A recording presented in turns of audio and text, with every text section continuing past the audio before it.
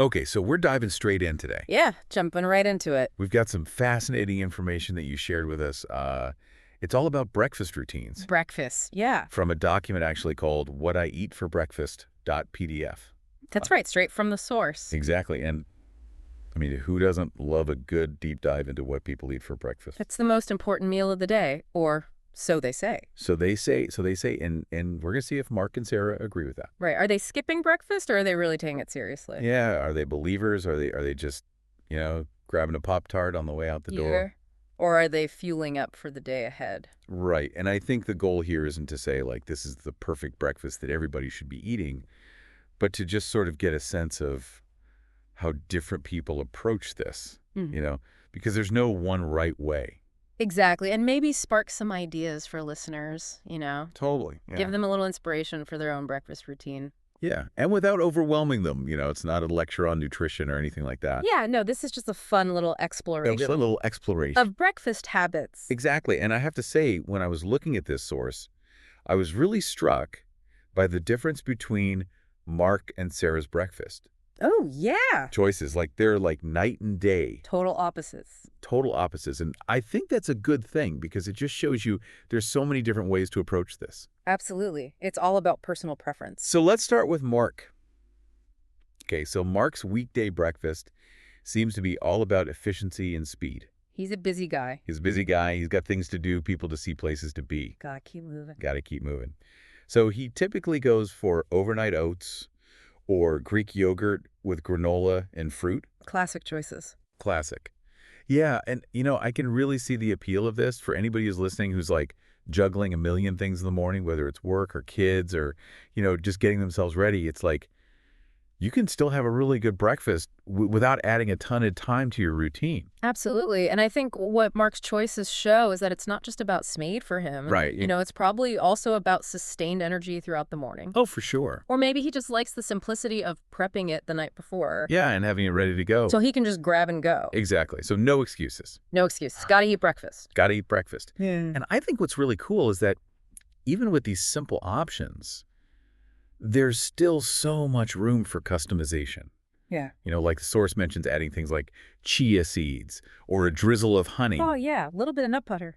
Some nut butter or a dash of cinnamon. Makes it feel a little more gourmet. Exactly. So, Yeah. if you're thinking like, ooh, oatmeal again. I've been there. It doesn't have to be boring. Yeah. Yeah, you can really jazz it up without making it a whole big production. Exactly. A few simple additions can make a big difference. Totally. And then, of course, we got to talk about the coffee Oh, yes. The fuel. because the source tells us that Mark is a black coffee, no sugar kind of guy. Classic. Classic. Okay. But he does enjoy the occasional latte treat. A little indulgence. Little indulgence. I think a lot of people can relate to that, that morning caffeine ritual is just, it's essential for some people. It's a must-have. It's a must-have. I know. I'm definitely in that camp. Me too. Gotta have that coffee. Okay, so now let's switch gears completely and talk about Sarah because her breakfast is totally different. Yeah, she's going in a whole other direction. A whole other direction. She's all about savory breakfasts. Savory all the way. And her weekday go-tos are scrambled eggs with spinach and avocado toast. No, that's a breakfast. It's a breakfast. And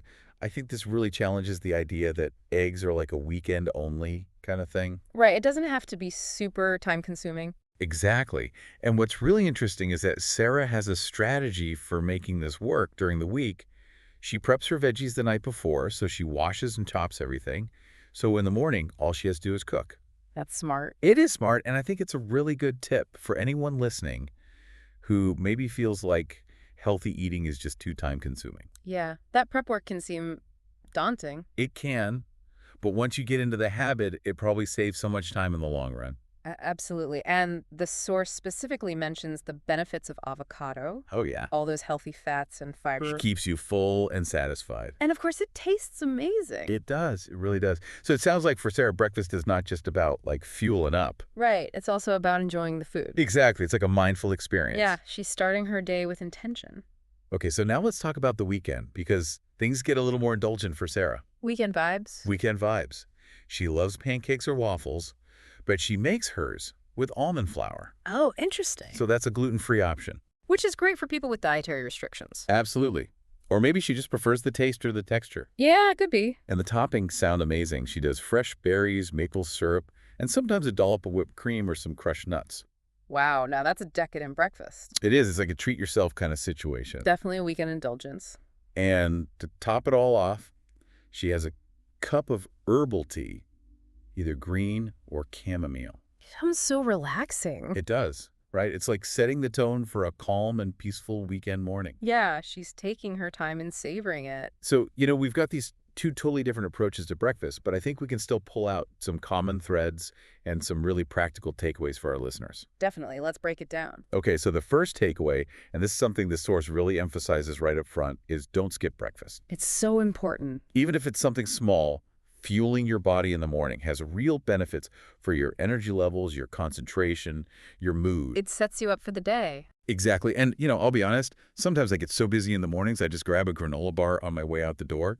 But looking at Mark's routine, it's a good reminder that even simple options can be a bit more substantial and still really quick to prepare. Right. And it doesn't have to be a huge, elaborate meal. Exactly. A piece of fruit, some yogurt, a handful of nuts, like you said, even a granola bar if you're really pressed for time. Yeah, just something to get your metabolism going. And building on what we've seen with both Mark and Sarah, the second tip is to play around with flavors and ingredients. Yes, experimentation is key. If you're stuck in a breakfast rut, you're having the same thing every single day. Why not switch things up? Yeah, like the source actually suggests trying quinoa or buckwheat porridge as an alternative to oatmeal. Oh, that's a good idea. Yeah, right? I've never tried buckwheat porridge. It's really good. It's got like a nutty flavor. I might have to give that a go. You should. And, maybe you've always been a sweet breakfast person, but you're secretly curious about trying a savory egg dish or vice versa.